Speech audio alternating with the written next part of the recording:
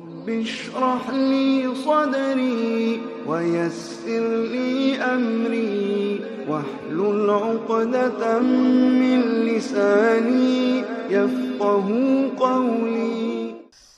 مسجد میں اذان سننے کے بعد مسجد سے باہر نہیں جانا چاہیے، الا یہ کہ کوئی ضرورت ہو اور دوبارہ مسجد میں واپس آنے کا ارادہ ہو۔ یعنی آپ مسجد میں ہیں، مثال کے طور پر مسجد میں ہیں، اذان ہو رہی ہے، اب اذان کے بعد مسجد سے نکلنا نہیں ہے، الا یہ کہ کوئی سخت ضرورت ہو اور جا کر واپس نماز کو آ جانا واپس۔ اگر یہ ارادہ ہے تو ٹھیک ہے، نہیں تو حدیث میں آتا ہے کہ ایسا جانے والا شخص یہ شیطان ہے، یہ منافق ہے۔ ایک مرتبہ نبی کریم صلی اللہ علیہ وسلم کے بارے میں ابو ہریرہ رضی اللہ تعالیٰ روایت کرتے ہیں کہ نبی کریم صلی اللہ علیہ وسلم نے فرمایا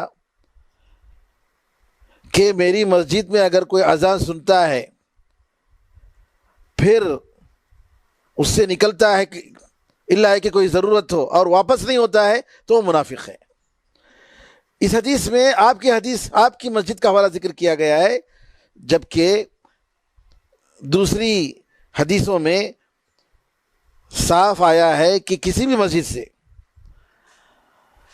عثمان بن عفان رضی اللہ تعالیٰ عنہ کہتے ہیں کہ نبی کریم صلی اللہ علیہ وسلم نے فرمایا مسجد میں اگر کوئی شخص اذان سنتا ہے پھر مسجد سے نکلتا ہے، ضرورت کے لیے نکلتا ہے اور لیکن اس کا واپس آنے کا ارادہ نہیں ہے تو وہ منافق ہے۔ تو یہ بات معلوم ہوئی کہ مسجد میں اگر ہیں اور اذان ہو گئی تو آپ کو مسجد میں ہی رہنا چاہیے، کوئی ضرورت پڑی تو جا کر فوراً دوبارہ مسجد کو اس نماز کو ادا کرنے کے لیے آ جانا چاہیے، یا کسی اور مسجد کو جا رہے نماز کے لیے تو بھی کوئی حرج نہیں، لیکن جماعت کے ساتھ نماز چھوٹنی نہیں چاہیے۔ ایک اور حدیث پڑھ لیتے ہیں۔ اذان اور اقامت کے درمیان کا جو وقت ہوتا ہے بڑا مبارک وقت ہے۔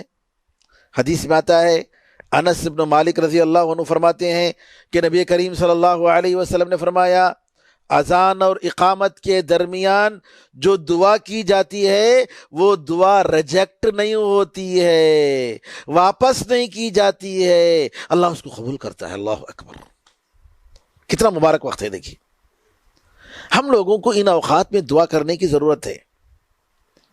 اذان اور اقامت کے درمیان دعا کو اللہ ریجیکٹ نہیں کرتا ہے جی، تو یہ بہت عظیم الحمدللہ اللہ تعالیٰ کی طرف سے نعمت ہے، ہمیں اس کا شکریہ ادا کرنا چاہیے۔